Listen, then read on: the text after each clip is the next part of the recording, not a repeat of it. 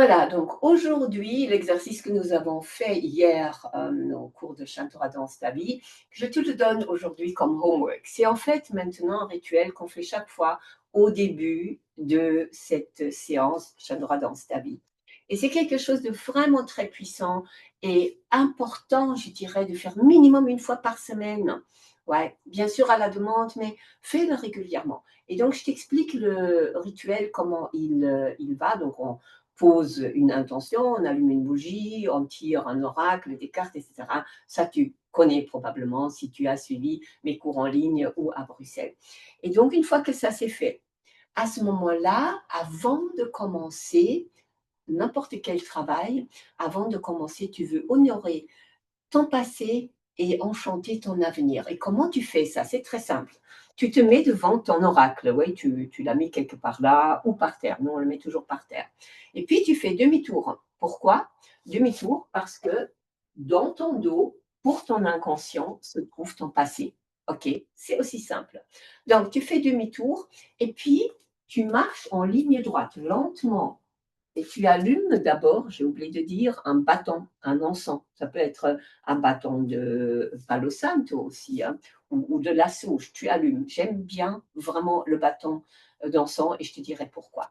Tu allumes et tu fais des mouvements et tu incarnes cette prêtresse que tu es, cet être, cette femme magique. Et donc, au moment que tu vas dans ton passé, avec beaucoup de révérence, beaucoup de curiosité, de bienveillance, tu demandes si tu demandes tout simplement, parce que quand on demande, c'est fait, à tes anges gardiens, à tes guides, etc., de t'accompagner, d'être avec toi. Et puis tu avances comme ça, les yeux fermés, toujours dans cet univers, et tu vas dans le passé. Alors ça peut être ton passé hier, la semaine dernière, mais tu peux aller très très loin. Moi, typiquement, je vais toujours dans mon passé, là où j'ai envie, parfois dans l'enfance, parfois dans des situations, et je fais presque toujours chez mes ancêtres.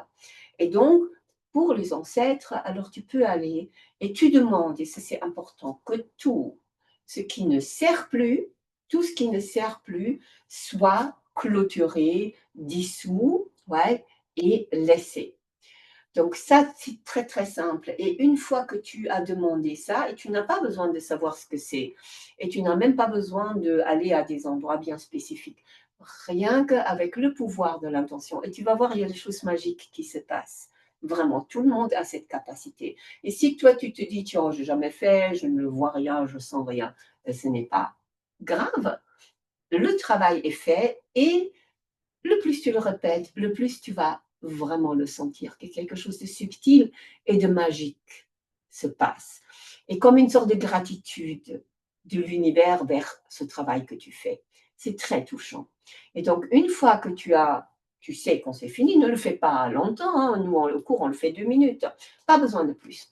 Tu fermes tes pieds, tu fais un signe ici, comme ça, tu fermes les mains. Bon, attention de ne pas brûler avec ton bâton.